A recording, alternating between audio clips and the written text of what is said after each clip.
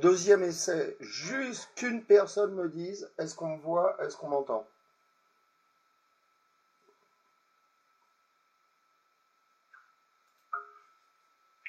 Juste qu'une personne me dise, est-ce qu'on me voit, est-ce qu'on m'entend?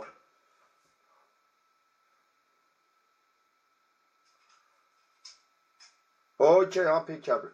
Bon, euh, bah voilà, même s'il n'y a pas grand monde en direct, parce que j'ai à peine 1 heure et demie de retard, on dirait une de mes meufs à un rendez-vous mythique, voilà, au moins ça pourra être diffusé. J'ai deux trucs, ça va être super rapide aujourd'hui, parce que je suis débordé.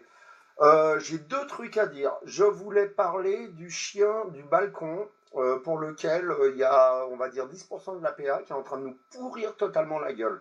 Je comprends pas véritablement pourquoi il y a une frange de la l'APA qui prendra toujours le parti du tortionnaire dans le doute plutôt que le parti du chien.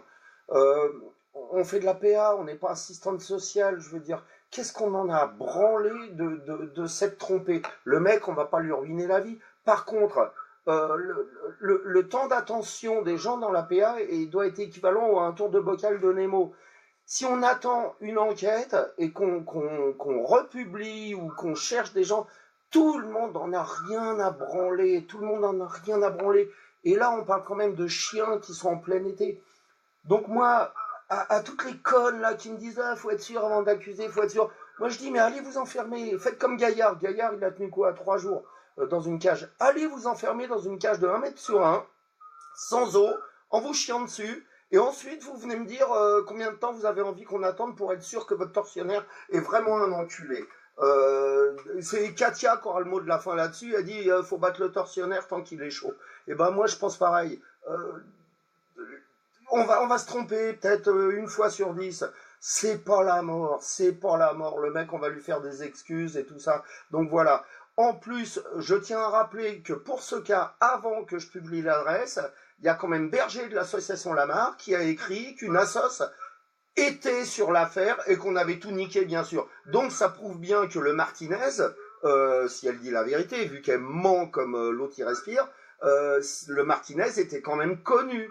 Par contre, pour les gens qui ont fait une soi-disant enquête, qui sont soi-disant L214, L215, L200 mes couilles, c'est bidon, vous faites pas avoir, c'est des potes à l'autre, qui écrivent, ils sont arrivés là-dessus, ils ont fait une enquête, le chien est heureux, tout va bien, comme d'habitude, je vous le dis en 50 PA, j'ai jamais vu un tortionnaire me dire oui c'est vrai je suis un enculé, jamais, jamais. Donc là, par exemple, le mec, il dit oh, je l'ai mis 10 minutes pendant que ma fille va à la boulangerie. On a deux bénévoles qui nous ont dit, deux bénévoles. Le chien, il était à 17h quand le mec est rentré. Le chien a voulu faire la fête. Le mec, il l'a sorti, il lui a défoncé la gueule.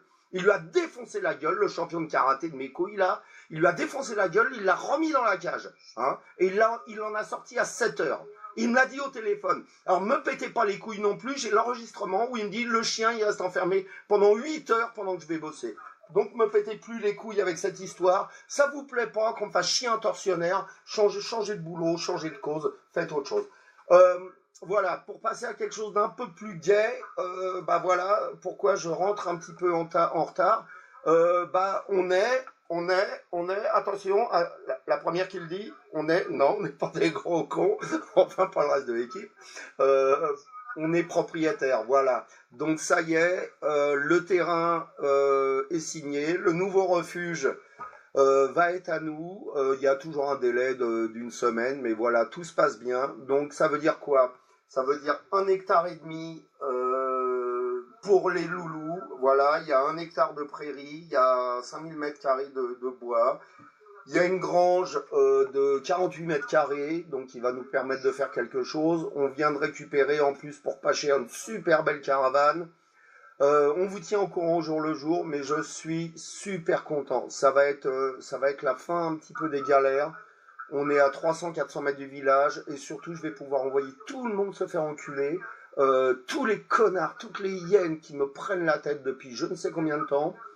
C'est juste pour leur dire que malgré tout ce que vous faites, nous on avance, on avance. Vous faites du surplace sur votre chaise à roulettes, mais nous on avance, voilà. Donc quand il y a des problèmes, eh ben nous on trouve des solutions. On n'est pas des mous du cul, encore, je cite encore Katia.